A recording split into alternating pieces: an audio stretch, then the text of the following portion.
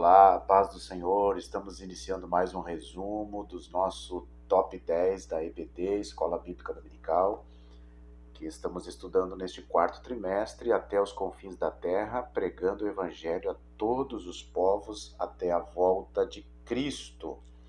E nós louvamos a Deus pela vida dos nossos irmãos, professores aqui em Joinville, louvamos a Deus pelos irmãos que fazem parte da nossa Escola Bíblica Dominical. Estou aqui trazendo todas as lições, um resumo neste trimestre, trazendo aí em 10 tópicos, 10 frases, abordando toda a lição, um resumo prático, objetivo, para que você possa aí desenvolver a sua escola, se aprofundar ainda mais nesses objetivos, e que sirva de bênção para a sua vida. Sou o pastor Eliezer Fagundes, segundo coordenador da Escola Bíblica Dominical aqui no campo de Joinville, também dirigente da congregação do Bucarém.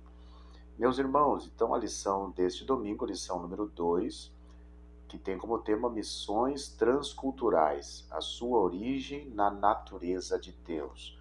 Nós temos o texto áureo: quanto a mim, eis o meu concerto contigo e serás o pai de uma multidão de nações. Gênesis capítulo 17, versículo 4. A verdade prática, o amor de Deus, é a verdadeira motivação do crente para realizar a obra missionária. A nossa leitura bíblica em classe está em Gênesis capítulo 12, do versículo 1 ao versículo 3, e do capítulo 17, versículo 1 ao versículo 8. O comentarista traz aqui sobre esse tema, missões transculturais, o personagem de Abraão, aonde tudo iniciou, É claro que iniciou no coração de Deus, Deus foi o primeiro missionário, mas depois Deus escolheu Abraão e sua família para serem também a base das missões transculturais, e a partir dele veio a nação de Israel, a igreja do Senhor. Então a lição ela se desenvolve neste caminho. Nós temos aqui os objetivos. O primeiro objetivo é explicar a natureza missionária de Deus. O segundo objetivo, enfatizar o amor de Deus como princípio fundamental da redenção. E o terceiro objetivo desta lição, estabelecer a visão bíblica transcultural da missão. Então, nós vamos estudar nesta lição esse desafio missionário de apresentar o Evangelho a outras culturas.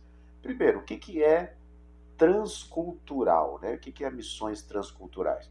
Então eu começo, primeiro tópico, dizendo para você o seguinte: missão transcultural é pregar a outras culturas, outros povos, outras civilizações, etnias, pessoas que pensam diferente de nós. E aí nós abrimos o escantilhão, vamos dizer assim. Missões transculturais não é somente a outros continentes, a outros países. Nós podemos fazer missões transculturais dentro do nosso estado, pregando para outras culturas. E se eu disser para você que podemos fazer missões transculturais dentro da nossa cidade? Como isso? Sim, nós temos vários irmãos aqui na nossa cidade, haitianos, venezuelanos, de outras nações, outros povos que precisam ser evangelizados também. E eles têm outras culturas, outros costumes, outra maneira de se relacionar.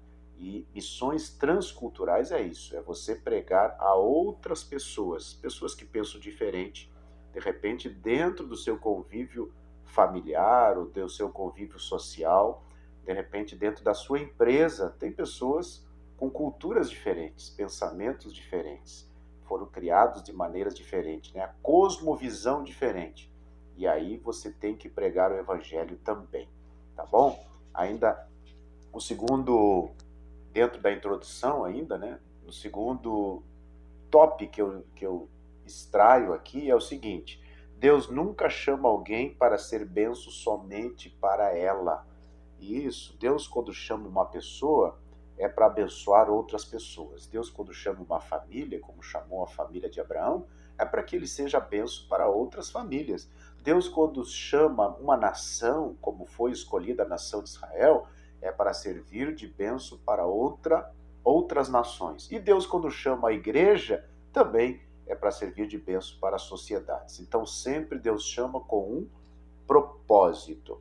A nossa primeiro tópico diz assim: a natureza missionária de Deus. a natureza missionária de Deus no chamado de Abrão. E aqui eu extraio outro top, né? O terceiro, o amor é o termômetro da genuína espiritualidade. Tudo começa com o amor de Deus, né? O amor de Deus é derramado dos nossos corações, porque o próprio Deus entregou o seu Filho. E se não fosse amor, isso é a maior prova de amor, entregar o seu Filho para morrer, para perdoar os nossos pecados. E a partir daí, quando nós aceitamos a Ele como nosso Salvador, nós também temos esse amor derramado em nossos corações e temos também amor pelas pessoas, para que elas não sejam condenadas. Então, o amor é o termômetro da genuína espiritualidade. Quer saber se uma pessoa é espiritual? Veja se ela ama o seu próximo, se ela ama as pessoas que estão à sua volta, ela é espiritual. O Senhor resumiu todos os mandamentos em 2 mandamentos: amar a Deus como a si mesmo, né? E amar o próximo, amar a Deus acima de todas as coisas e amar o homem como a si mesmo. Então, o amor é o termômetro da genuína espiritualidade. Lição 4 que eu aprendo aqui, do top 10, né? O Senhor só dará o segundo comando se obedecermos o primeiro. Junto com essa ordem veio a promessa da família. E é isso que nós vimos no tópico número 1. Sai da tua terra, né? Revela uma ordem e um chamado de Deus para Abrão ir a um lugar que a princípio ele não conhecia. Isso é uma missão transcultural. Obedecer à voz de Deus independente das circunstâncias, sem saber para onde ir. E Deus só revelou para onde ele iria depois que ele fez o primeiro passo, sair da sua cultura, do seu convívio, do seu habitat natural, para ir para um lugar pela fé. Por isso que Abraão é o pai da fé, né?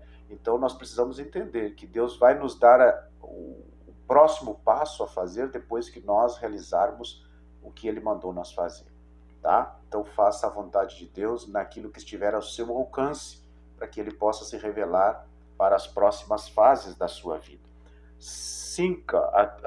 Quinta lição que eu aprendo aqui: a maior obra missionária inicia na família, com oração e testemunho.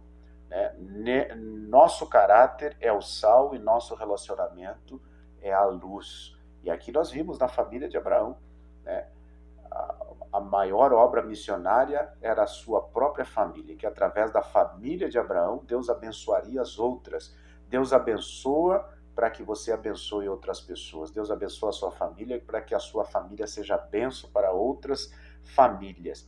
E dentro da família não adianta estar pregando, não adianta estar querendo falar toda hora. O maior mensagem dentro da família é o nosso caráter, né, e o nosso testemunho, nosso relacionamento entre os familiares, entre os filhos, entre o cônjuge, e o nosso caráter, que representa o sal. O sal não se vê, né, mas ele está ali dando o sabor. Assim é o nosso caráter. Agora a luz, todo mundo enxerga, é o nosso testemunho, né, o nosso exemplo, tá bom? A nossa 6ª lição prática, que eu extraio aqui, agora já indo para o tópico número 2, o amor de Deus, né? O princípio fundamental da história da redenção. Aqui o comentarista, pastor Wagner Gabi, de Curitiba, traz aqui, nesse 2º tópico, o amor de Deus, a redenção no Antigo Testamento e a redenção no Novo Testamento. Como o amor de Deus foi derramado em prol da humanidade. E eu coloquei uma frase aqui de David Livingstone, que diz assim: Deus tinha um único filho e fez dele um missionário. O maior amor que nós podemos contemplar em atitudes é essa, é entregar o seu filho. João 3,16, porque Deus amou o mundo de tal maneira que deu o seu único filho, seu filho unigênito, para que todo aquele que nele crê não pereça, mas tenha a vida eterna. Esse é o maior amor, né, que nós contemplamos, porque Deus, ele é amor. Sua essência é o amor, e nós vimos também em suas atitudes, tá bom? A 7ª lição prática que eu extraio aqui desta lição número 2 é o seguinte: o sangue é a moeda espiritual. Falando de redenção, tanto no Antigo Testamento quanto no Novo Testamento, não podemos esquecer do sangue de Jesus. E nós vemos o sangue aparecendo já lá no Antigo Testamento. Quando Deus, o primeiro missionário, veio até Adão, que Adão pecou, e ali eles se cobriram com folhas, Deus teve que imolar um animal e tirar a pele daquele animal para que eles pudessem se cobrir, e ali derramou sangue. O sangue já era mostrando que um animal inocente ou alguém inocente teria que morrer para que houvesse perdão de toda a raça humana. Então, desde o Antigo Testamento, nós vemos a moeda espiritual, o sangue sendo revelado. Deus apontando que haveria um sacrifício perfeito, único, né, que seria o sacrifício de Jesus, para redimir a raça humana. Então, eu coloquei aqui: o sangue é a moeda espiritual e Jesus pagou o nosso resgate com esse sangue, lá na cruz do Calvário. O sangue de Jesus perdoou os nossos pecados e continua perdoando os pecados até o dia de hoje. Basta aceitá-lo como seu Salvador, tá bom? A nossa 8ª lição prática desta lição: o plano da redenção acontece em 5 passos. Quais são eles? Justificação, remissão, redenção, santificação e glorificação. Professor, você pode aprofundar ainda mais esses tópicos, né? Aqui é de uma forma prática, resumida, para que você possa aí levar para os seus alunos no próximo domingo. A justificação, remissão e redenção acontece no momento da salvação. Quando a pessoa aceita Jesus, seus pecados são justificados, são redimidos, né? E são perdoados de forma instantânea. Então, esses 3 passos iniciais acontecem no momento da salvação. A santificação é um processo contínuo que vai indo até acontecer a glorificação, né? A santificação, estamos sempre em construção, sempre buscando melhorarmos. E a glorificação é o último estágio. O nosso corpo será transformado em corpo glorificado. E aí nós teremos as 5 fases da redenção completa. Amém? Glória a Deus por isso, né? E a nossa 9ª lição prática, que eu extraio do 3º tópico: visão bíblica do caráter transcultural da missão. Aqui o comentarista traz um Deus missionário, a escolha de Israel e sua missão, e a escolha da igreja. Então, a 9ª lição prática eu coloquei aqui: a igreja hoje é uma junção de gentios e judeus. A igreja não substitui os judeus, não, o povo de Israel. A igreja é uma junção. Hoje, claro, nós somos a maioria gentios, mas o povo de Israel, ele errou, né? Ele foi levado à Babilônia, foi levado pelos assírios, mas depois Deus redimiu. Em 1948, a nação de Israel tornou a ser uma nação, né? E Deus ainda tem projetos com Israel. Então, nós não podemos dizer que Israel está substituindo a igreja. A igreja é uma junção de judeus e gentios. Isso nós podemos ver lá em Romanos, capítulo 11. Paulo falando, eu vou ler somente o versículo 1, mas você pode se aprofundar, ler todo o capítulo 11. Paulo diz: digo, pois, porventura rejeitou Deus o seu povo? De modo nenhum, porque também eu sou israelita da descendência de Abraão, da tribo de Benjamim. Então Deus tem projeto com Israel ainda. Israel é o relógio escatológico da igreja dos nossos dias, né? O que acontece com Israel reflete em todo o mundo. Inclusive, estamos vendo aí alguns ataques que está acontecendo nesses dias. Mas nós devemos orar por Israel, né, para que Deus tenha misericórdia dessa nação, e os planos que Deus tem com Israel continua valendo. Embora eles, na questão de levar a palavra de Deus, de ser um porta-voz como o povo de Deus, eles falharam, pecaram, e aí Deus também escolheu a igreja, mas desde Abraão já havia o projeto de Deus salvar todo mundo, porque Deus falou com Abraão: abençoarei os que te abençoarem, né?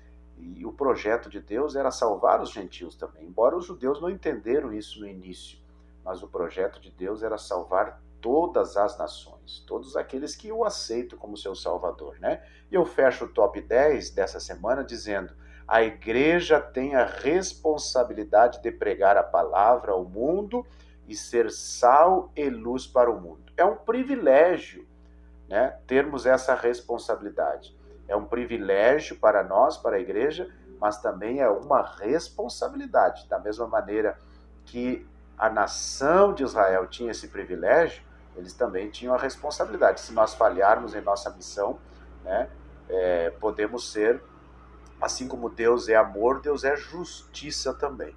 Então, aqueles que não fizerem a sua vontade também terão as consequências. Por isso que nós, como igreja, precisamos pregar a palavra do Senhor. Está sobre nós essa responsabilidade de levar a mensagem ao mundo enquanto há tempo, tá bom? Que você possa ser despertado nesse trimestre a pregar a palavra do Senhor em todos os lugares, em todos os momentos, porque estamos vivendo os últimos dias da igreja na Terra. E é a nossa responsabilidade, como nós vimos na lição número 1, né, a cosmovisão e a nossa responsabilidade também de pregar a nossa visão, né, de pregar, porque nós fazemos parte dessa grande comissão. E temos também essa responsabilidade como crentes de ministrarmos, de pregarmos a palavra a todas as nações. Deus abençoe. Querendo Deus, na próxima semana estaremos aqui novamente.